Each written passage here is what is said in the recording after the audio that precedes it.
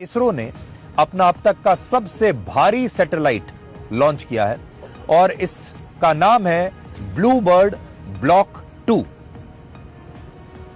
आप जानते हैं इस सैटेलाइट का वजन लगभग 6100 किलोग्राम है। 6100 किलोग्राम का वजन है इसका और इस सैटेलाइट को अमेरिका ने बनाया है। यह अमेरिका का सैटेलाइट है। वहां की एक कंपनी है AST स्पेस मोबाइल, ये इस कंपनी ने बनाया है। और सबसे खास बात यह है कि अमेरिका की इस कंपनी ने इसरो के सबसे बड़े और सबसे ताकतवर रॉकेट की मदद से अपने इस सैटेलाइट को अंतरिक्ष में लॉन्च किया है। इस रॉकेट का नाम है लॉन्च व्हीकल मार्क 3 M6। आप इसे LVM-3 भी कह सकते हैं। और हमारे लिए फख्र की बात यह है कि अमेरिका का एक सैटेलाइट अब इसरो लॉन्च कर रहा है। इससे पहले इसरो ने 5800 किलोग्राम का एक सैटेलाइट लॉन्च किया था, जो एक नया रिकॉर्ड बनाया था तब। लेकिन इस बार इसरो ने अपने पिछले रिकॉर्ड से भी 300 किलोग्राम ज्यादा वजन वाले सैटेलाइट को अंतरिक्ष में भेजा है। ये एक बहुत बड़ी उपलब्धि है हमारे लिए और हमारे देश के लिए सिर्फ एक सैटेलाइट का लॉन्च नहीं है, बल्कि अंतरिक्ष में भी भारत की एक बहुत बड़ी उड़ान है। 3, 2, 1, 0. Both S200 motors ignited.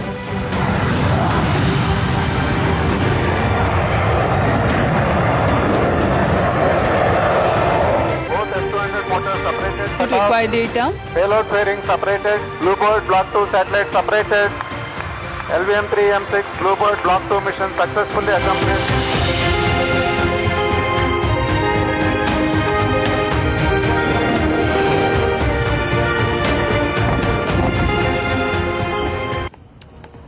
तो अभी ये जो सैटेलाइट का लॉन्च आपने देखा, ये ब्लू बर्ड 2 सैटेलाइट जो है, ये अंतरिक्ष की ऐसी कक्षा में रहेगा जो पृथ्वी के बहुत ही नजदीक है और आपका स्मार्टफोन सीधे अंतरिक्ष में मौजूद इस सैटेलाइट से कनेक्ट होकर कॉल और इंटरनेट का इस्तेमाल कर पाएगा। कई बार आप एक ऐसी जगह पर पहुंच जाते हैं जहां आपके स्मार्टफोन को सिग्नल नहीं मिलते। आप अक्सर कई बार ये कहते हैं कि मैं खराब सिग्नल के जोन में आ गया हूं, अचानक से आपकी कॉल ड्रॉप हो जाती है, आपका इंटरनेट काम करना बंद कर देता है और आप सोचते हैं कि यहां पर जो सिग्नल हैं वो बड़े कमजोर हैं।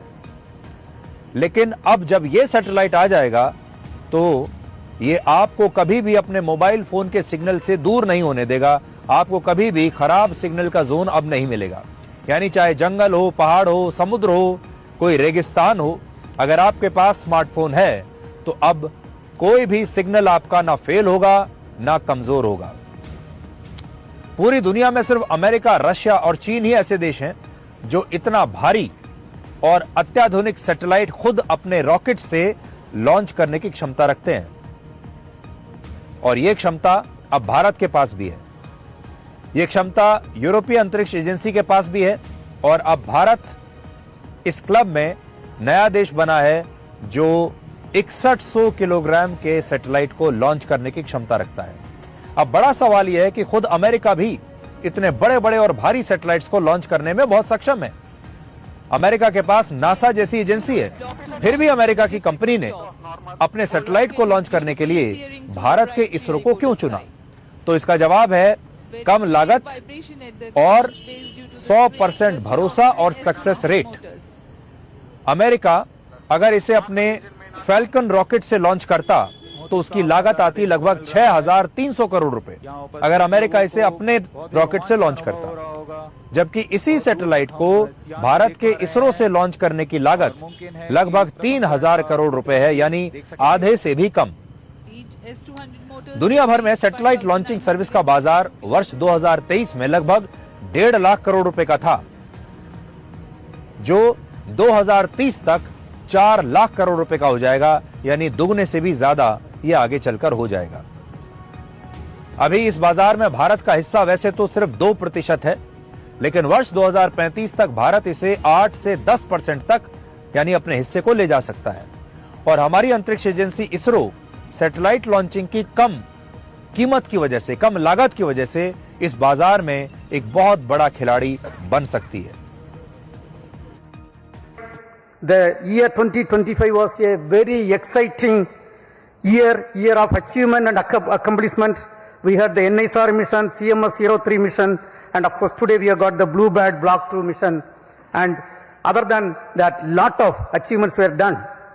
Under the visionary leadership of Honorable Prime Minister of India, Sri Narendra Modi ji, the next year is promising, going to be more exciting, and we have got lot of responsibility to accomplish lot of important missions. The major missions are the uncrewed Gaganyaan missions we have to accomplish, and we are getting towards that.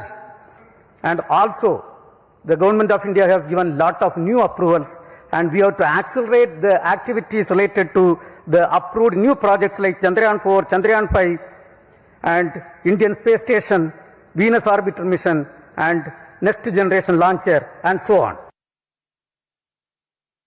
3, 2, 1, 0. Both S200 motors ignited.